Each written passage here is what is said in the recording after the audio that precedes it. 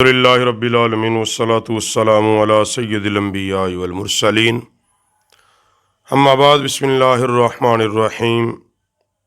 اللہم صلی علی محمد وعلی آل محمد کما صلیت علی ابراہیم وعلی آل ابراہیم انکا حمید مجید اللہم بارک علی محمد وعلی آل محمد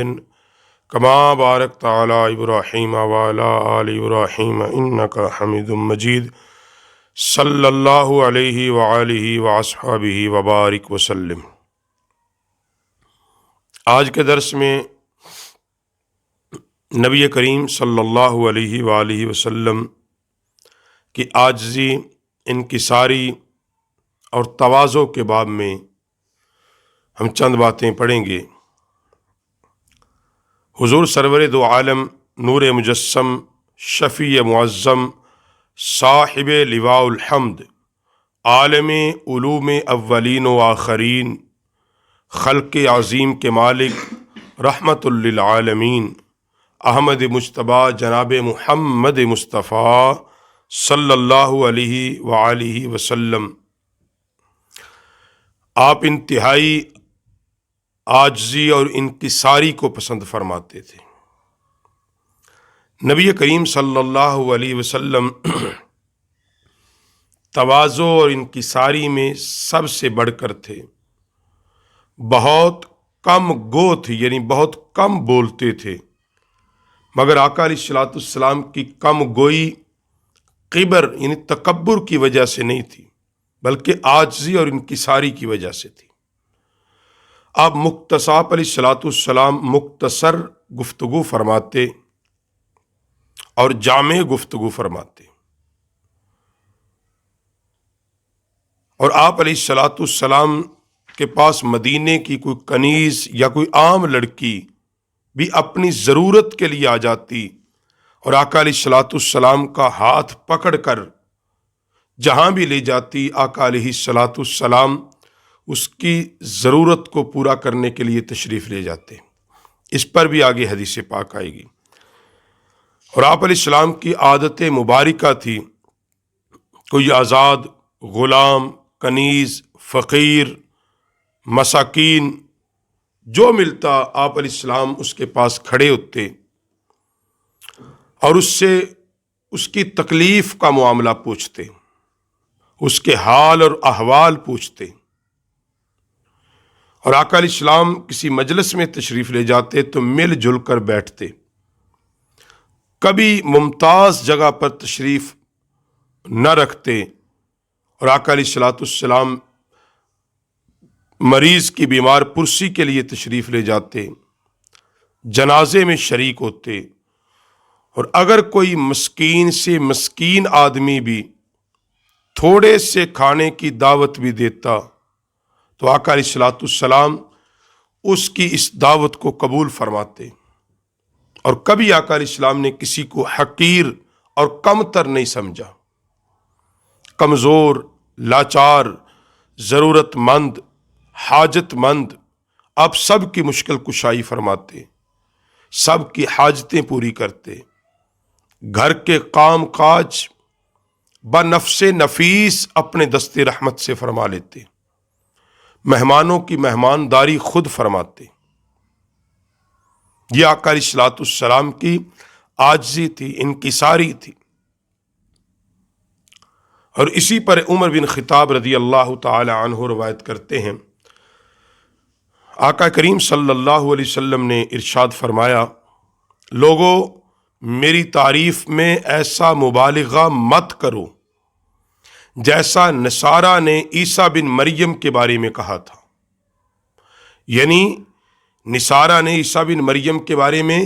کہا کہ یہ خدا کا بیٹا ہے،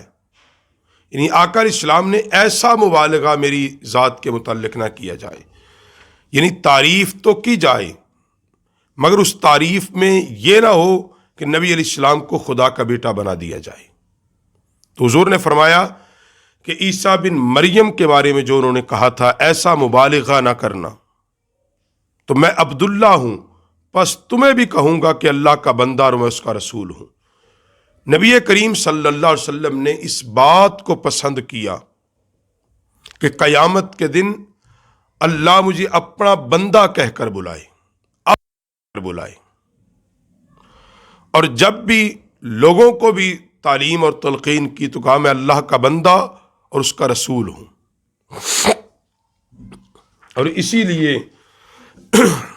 انس بن مالک رضی اللہ تعالیٰ عنہ روایت کرتے ہیں، یہاں پر عورتوں کے متعلق نبی علیہ الصلوۃ والسلام کی بارگاہ میں ایک عورت حاضر ہوئی اور عرض کرتی ہے کہ آپ میرے ساتھ چلیں۔ آقا علیہ الصلوۃ والسلام نے فرمایا شہر کے کسی راستے پر بیٹھ جائیں، میں وہاں پر تمہاری بات سنوں گا۔ اب یہ تھا کہ نبی علیہ السلام نے اس عورت کو کہا شہر کے کسی بھی راستے پر تو بیٹھ جا، میں وہاں بیٹھ کر تیری بات سنوں گا۔ یہاں سے وہ بات علماء نے لکھی ہے، شارحین نے، کہ تنہائی سے نبی علیہ الصلوۃ والسلام نے گریز کیا اس عورت کے ساتھ بیٹھنے میں۔ اس سے کیا کہ شریر لوگ جو شیاطین اور شر پسند لوگوں کو بات کہنے کا موقع نہ ملے، اس لیے آقا علیہ الصلوۃ والسلام نے فرمایا کہ اگر تو کسی راستے پر بھی بیٹھے گی تو میں وہاں بھی تیری بات کو سن لوں گا۔ یہ آقا علیہ السلام کی عاجزی تھی، انکساری تھی۔ اور پھر آگے نبی کریم صلی اللہ علیہ وآلہ وسلم کی عاجزی اور انکساری کے حوالے سے ہی حدیث پاک میں انس بن مالک فرماتے ہیں کہ رسول مقبول صلی اللہ علیہ وسلم بیماروں کی بیمار پرسی فرماتے تھے، جنازے میں شریک ہوتے تھے، گدھے پر سواری فرما لیتے تھے، ہر آدمی کی دعوت قبول فرماتے، اور جس طرح بنو قریظہ کی لڑائی میں آپ ایسے ہی ایک گدھے پر سوار تھے جس کی لگام کھجور کے پٹھوں کی تھی اور کاٹھی بھی اسی کی بنی ہوئی تھی۔ آقا کریم صلی اللہ علیہ وسلم بیماروں کی بیمار پرسی، کوئی بیمار ہو جاتا حضور بذات خود اس کی عیادت کرتے جا کر، اور وہ بیمار ہونے والا کوئی غلام ہو، کوئی آزاد ہو، کوئی جوان ہوتا، کوئی بوڑھا ہوتا، کوئی مرد ہوتا، کوئی عورت ہوتا، حتیٰ کہ آپ کسی غیر مسلم کے بھی بیمار پرسی فرما لیتے۔ یہ نبی علیہ السلام کا کسی کی بیمار پرسی کے لیے چلا جانا، یہ آقا علیہ السلام کا عاجزی نہیں، انکساری نہیں، طور کیا، یہ خلق عظیم ہے، یہ اخلاق حمیدہ ہے، اور تعلیم امت کے لیے تھا یہ کہ نبی کریم صلی اللہ علیہ وسلم مریض کے قریب بیٹھتے، اس کا حال دریافت کرتے، اس کو تسلی و تشفی دیتے، محبت بھری اس سے گفتگو فرماتے، اور بیمار کے ساتھ اس کا درد بانٹتے، اس پر دم کرتے، اپنا دستے شفا اس پر پھیرتے۔ اور حضرت جابر پاک فرماتے ہیں کہ جب میں بیمار ہوا تو نبی کریم صلی اللہ علیہ وسلم اور آپ کے ساتھ جناب ابو بکر صدیق پاک رضی اللہ تعالیٰ عنہ میری بیمار پرسی کے لیے آئے، اور آقا علیہ السلام نے مجھے دم کیا اور فرمایا جابر تو اس درد سے نہیں تجھے موت آئے گی۔ تو یہ نبی علیہ الصلوۃ والسلام اس طرح بیمار پرسی فرماتے۔ اور آج ہی یہ کہ حضرت ابو طفیل کہتے میں چھوٹا سا تھا، میں چھوٹا تھا کہ نبی علیہ الصلوۃ والسلام کے پاس ایک عورت آئی اور وہ آقا علیہ الصلوۃ والسلام کے بالکل قریب آ گئی۔ نبی کریم علیہ الصلوۃ والسلام نے اپنی مبارک چادر اس کے لیے بچھا دی،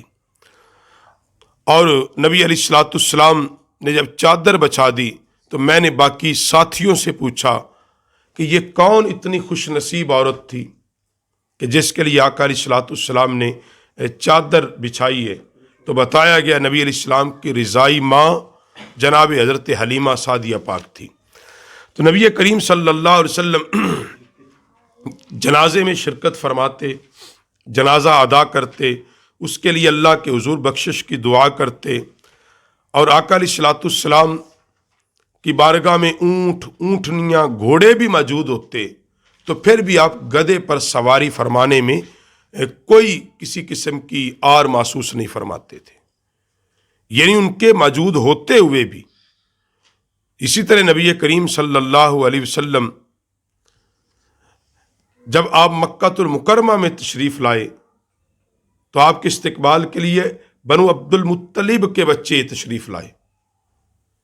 نبی علیہ الصلوۃ والسلام نے ان کو اٹھا کے ایک کو آگے بٹھایا، ایک کو پیچھے بٹھا دیا۔ تو یہ آقا علیہ السلام کی شفقت اور محبت تھی بچوں کے ساتھ۔ اور نبی کریم علیہ الصلوۃ والسلام ہر کسی کی دعوت قبول فرما لیتے، یعنی کوئی بہت تھوڑے کھانے پر بھی نبی علیہ الصلوۃ والسلام کی دعوت فرماتا تو آقا علیہ السلام اس کو قبول فرماتے،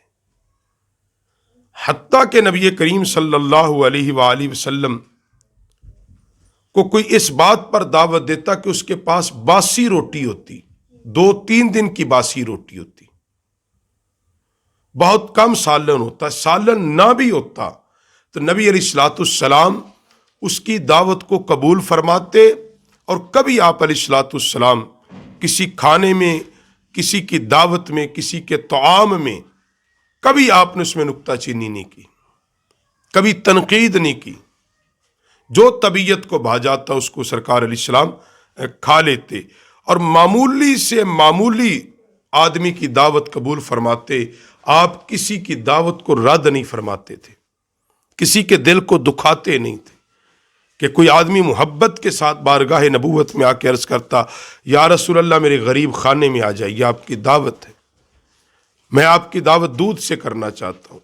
یا کھجور سے کرنا چاہتا ہوں، یا میں آپ کی دعوت ایک روٹی سے کرنا چاہتا ہوں، شوربے سے کرنا چاہتا ہوں۔ تو نبی کریم صلی اللہ علیہ وسلم اس کے دل کو دکھاتے نہیں تھے۔ یہ میرے نبی علیہ السلام کی عاجزی تھی۔ انس بن مالک کہتے کہ نبی کریم صلی اللہ علیہ وسلم نے حج فرمایا اس حال میں کہ ایک پوسیدہ اور پھٹا پرانا پلان تھا جس پر آپ سوار ہوئے، اس پر ایک چادر تھی جس کی قیمت بامشکل 4 درہم کے برابر وہ چادر تھی جو اس پلان پہ ڈالی گئی، اور نبی کریم علیہ الصلوۃ والسلام اس پر بیٹھ کر یہ دعا کرتے تھے، اللہ اس حج کو ایسا حج بنا جس میں نہ دکھاوا ہو اور نہ شہرت ہو۔ یعنی آقا کریم صلی اللہ علیہ وسلم کتنا کوئی اعلیٰ لباس حج پہ نہیں پہنا ہوا تھا، اعلیٰ کوئی چیز نہیں تھی، اس کے باوجود آقا علیہ السلام یہ دعا کرتے ہیں۔ اور جناب انس پاک روایت کرتے ہیں کہ صحابہ اکرام علیہم رضوان کو حضور نبی مکرم نور مجسم صلی اللہ علیہ وسلم سے زیادہ محبوب کوئی دوسرا شخص نہیں تھا۔ فرماتے ہیں کہ باوجود اس کے کہ آپ علیہ الصلوۃ والسلام تشریف لاتے تو صحابہ اکرام علیہم رضوان کو روک دیتے کھڑا ہونا سے۔ یعنی اس حدیث سے کوئی یہ مطلب نہ لے کہ کسی کے آنے پر تعظیماً کھڑا نہیں ہو سکتے، یہ ازرو عاجزی تھا کہ آقا علیہ السلام، ورنہ صحابہ کا تو معمول تھا کہ نبی علیہ الصلوۃ والسلام جب گفتگو فرماتے اور گفتگو فرمانے کے بعد جب سرکار کھڑے ہوتے تو صحابہ کھڑے ہو جاتے، اور اس وقت تک صحابہ کھڑے رہتے جب تک سرکار اپنے در دولت اپنے مقدس گھر میں داخل نہ ہو جاتے۔ آقا علیہ الصلوۃ والسلام اس وقت تک کھڑے رہتے، اس قدر تعظیم کرتے۔ تو نبی علیہ الصلوۃ والسلام کا یہ عاجزی کے ساتھ صحابہ کو فرمانا کہ میری آنے پہ کھڑے نہ ہوا کریں، میرے آنے کے بعد آپ آنے پر کھڑے نہ ہوا کریں، میرے استقبال کے لیے کھڑے نہ ہوا کریں۔ اور نبی علیہ السلام کیونکہ جب بار بار آتے جاتے، گھر کے اندر بھی آقا علیہ الصلوۃ والسلام نے یہ فرمایا ازواج پاک کو کہ جب میں بار بار آتا جاتا ہوں تو آپ کھڑے نہ ہوا کریں۔ تو نبی علیہ الصلوۃ والسلام کا یہ فرمانا عاجزی اور انکساری کے لیے ہے، عاجزی اور انکساری کے ساتھ تھا۔ اور اسی طرح نبی کریم صلی اللہ علیہ وآلہ وسلم کی بارگاہ میں حضرت سیدنا امیر المومنین عمر بن خطاب جب حاضر ہیں، اور اے اللہ کے رسول، ہر چیز سے بڑھ کر آپ سے مجھے پیار ہے ماں سوا اپنی جان کے، تو آقا علیہ السلام نے فرمایا تیرا ایمان مکمل نہیں ہوا۔ تو عرض کی یا رسول اللہ، مجھے اپنی جان سے بھی زیادہ محبوب ہیں۔ تو آقا علیہ السلام نے ارشاد فرمایا اے عمر، اب تیرا ایمان مکمل ہو گیا۔ تو نبی کریم صلی اللہ علیہ وسلم کے ساتھ صحابہ کی محبت اس درجے پر تھی، مگر آقا علیہ السلام نے جو منع فرمایا وہ بطور عاجزی اور انکساری کے ساتھ تھا۔ اور نبی علیہ الصلوۃ والسلام نے جو اپنی زندگی کو عاجزی اور انکساری پر رکھا، تو آقا کریم صلی اللہ علیہ وسلم نے تعلیم امت کے لیے یہ عمل کیا، تعلیم امت کے لیے یہ کام کیا۔ تو ہمیں بھی چاہیے کہ ہم اپنی زندگیوں کو سادہ رکھیں، ہم عاجزی کو اپنائیں، انکساری کو اپنائیں۔ عاجزی اور انکساری کا یہ عالم کہ ساری کائنات سے افضل و اعلیٰ اور اللہ کے محبوب ترین نبی ہو کر آپ عام آدمیوں کی طرح بیٹھ جاتے، عام آدمیوں میں بیٹھ جاتے، اور بعض دفعہ صحابہ میں اس قدر آپ گھل مل کر بیٹھتے کہ باہر سے آنے والا آدمی پہچان نہ سکتا کہ ان میں کون محمد صلی اللہ علیہ وسلم ہے۔ یعنی اس طرح یہ آپ کی عاجزی تھی، ورنہ صحابہ اکرام علیہم رضوان حضور سید عالم صلی اللہ علیہ وسلم کے لیے ہمیشہ کوئی ممتاز جگہ بنا کے رکھتے کہ سرکار یہاں بیٹھیں، تاکہ آنے والوں کو پتہ چل سکے یہ آقا علیہ الصلوۃ والسلام کی ذات اقدس ہے۔